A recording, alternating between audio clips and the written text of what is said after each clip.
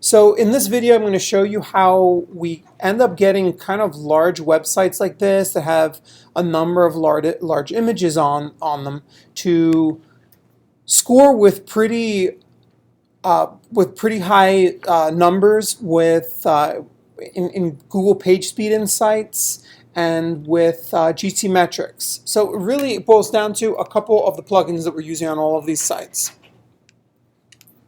The first of these would be Fast Velocity Minify. This plugin is doing a number of things. The things that we're going to leave checked off, I'm gonna make sure that all these boxes for font options are left unchecked. By default, this comes checked, but I would prefer the Google fonts to be merged into one request.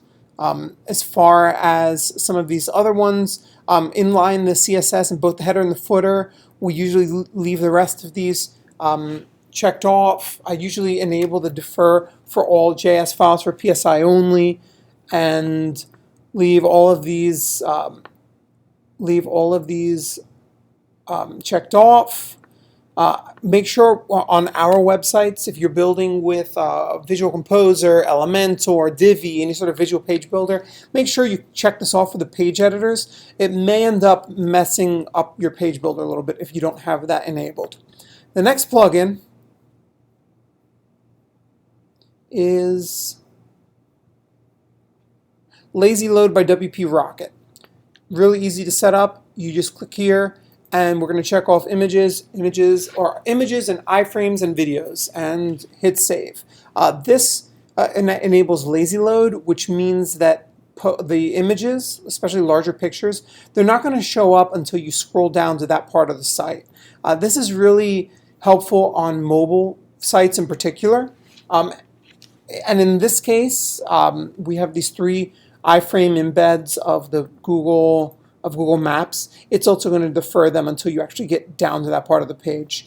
When Google is crawling your site, crawling a page, it's going to see how long it takes for all the different elements to load up, and we want to make sure that it's not judging your website as being slow. That could potentially hurt you in search. So you're probably best off actually making sure that you enable the lazy load.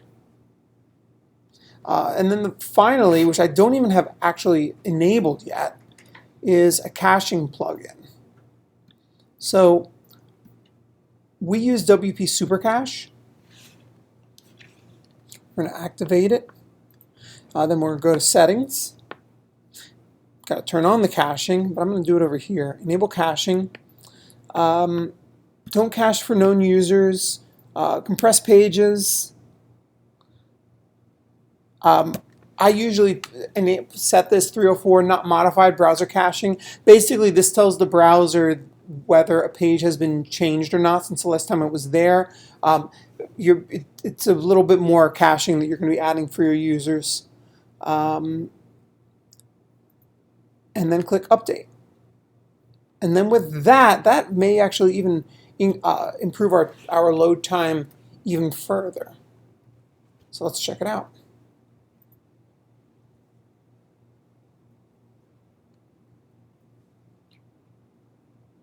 And from 1.5, we're down to 1.1 seconds, almost under a second to load the website.